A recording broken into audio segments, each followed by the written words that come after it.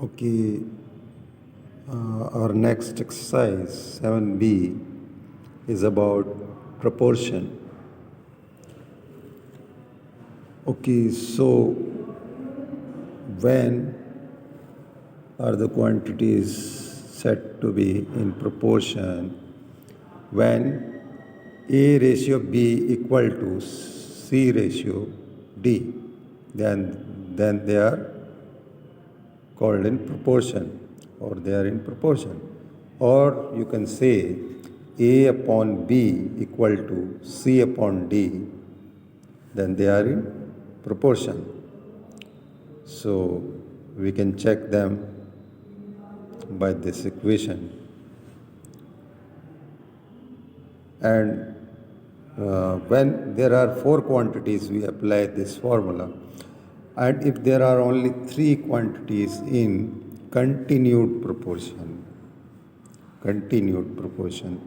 three quantities, then we'll let the middle or the mean proportion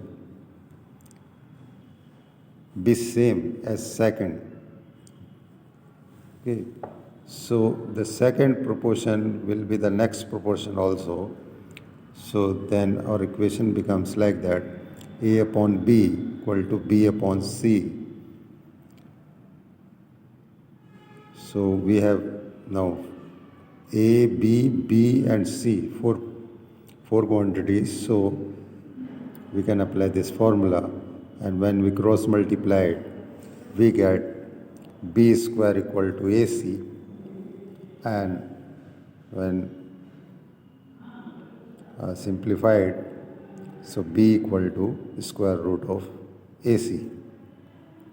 So we'll use these two formulae in the next exercise.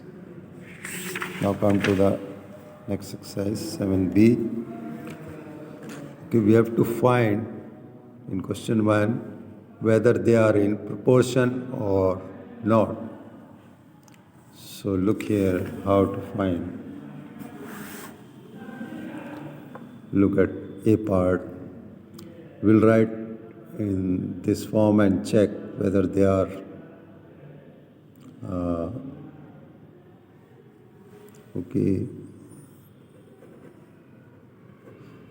they are in this form or not. We have to check whether A upon B is equal to C upon D or not, and then we can find whether they are in proportion or not. So write 5 upon 10 and 7 upon 14. Simplify them. 5 1 is 5, 5 2 is 10. Here also 7 1 is 7, 7 2 is 14. So 1 upon 2 here and 1 upon 2 here, they are equal. So when they are equal, they are in proportion. Okay, I have done B part also. Now here, A upon B is 0.2 upon 1 upon 2, and C upon D is 2 upon 0.5. Now simplify them. 1 upon 2 is equal to 0.5, so I have written 0.5 here. So here remove the decimal. No simplified first here. Remove decimal by decimal, because after decimal, one digit is there in both. So we can remove the decimal by decimal. Here, remove the decimal here and put a 0 here. Now divide 20 by 5, so it comes 4. So this cannot be reduced, so 2 upon 5 and here 4. So they are not equal. So they are not in proportion. Okay, look at question 2. Here, these quantities are in proportion, and we have to find the value of x. So when they are in proportion, then A upon B should be equal to C upon D. So we'll apply the same formula here.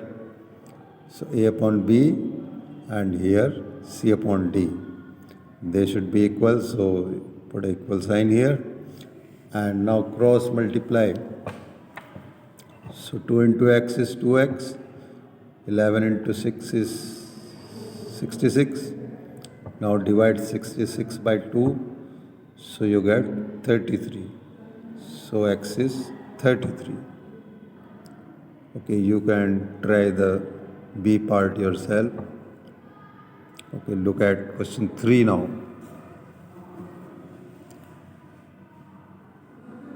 16x and 25 are in continued proportion. So we know the formula to find the mean proportion B, which is B. If we take ABC, then B is equal to square root of, here, B equal to square root of AC. So we are given A and C, so multiply them.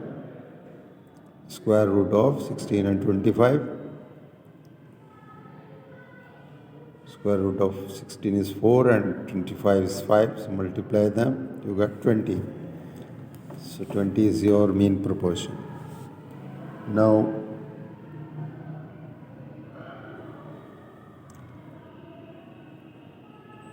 look at question 4.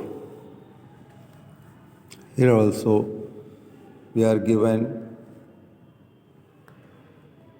A and C and we have to find the mean proportion here. So we'll let it be B. So the same formula. B is equal to square root of AC and A and C we are given, so multiply them. Now find you can simply find the factors and find the square root. So I have done it here.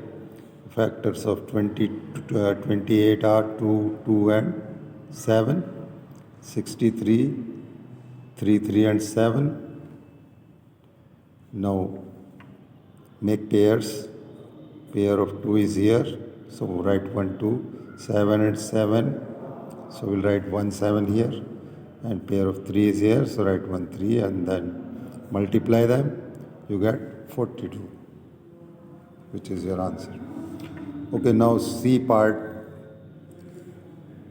12 and 48 are A and C. We have to find B here, the mean proportion.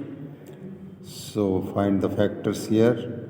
Okay, write 12 here and 12 into 2 into 2 you can write. And we have pair of 12 now, so you write 12 and pair of 2 here, so you write 1, 2.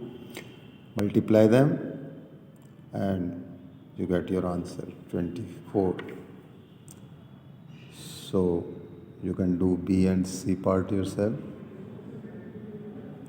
Okay, now question 5 and 6 we'll do in the next class. Okay, do your work regularly.